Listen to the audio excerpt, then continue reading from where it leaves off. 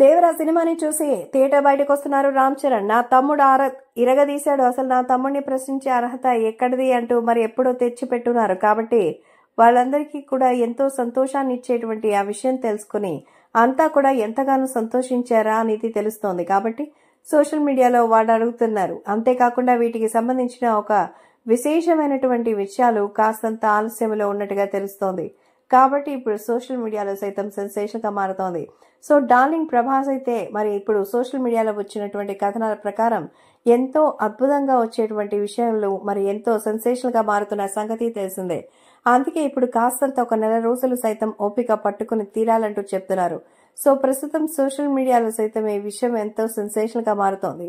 అంతేకాకుండా సో దేవర సినిమా గురించి ఎంతో మరి అడగడానికి అయితే ఎదురు చూస్తున్నట్టుగా అయితే సమాచారం. కాబట్టి సోషల్ మీడియాలో సైతం దేవర సినిమా అయితే ఎక్స్ట్రాడినరీగా అయితే వస్తుందంటూ చెప్తున్నారు. అంతేకాకుండా రాబోయే రోజుల్లో తినే మరి పరిస్థితులు అయితే రావాలని ఎదురు చూస్తున్నట్టుగా అయితే మరి చెప్తున్నారు.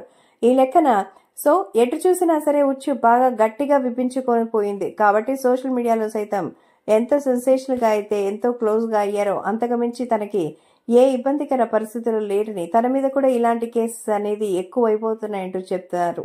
అంతేకాకుండా ఇక్కడ ఈ లెక్కన గమనించినట్లయితే మనకు ప్రతి ఒక్క చోట వారాహికి సంబంధించినటువంటి మహేష్ ఇంకా చాలా మంది ఈ సినిమాని స్పెషల్ షోతో అయితే చూశారట.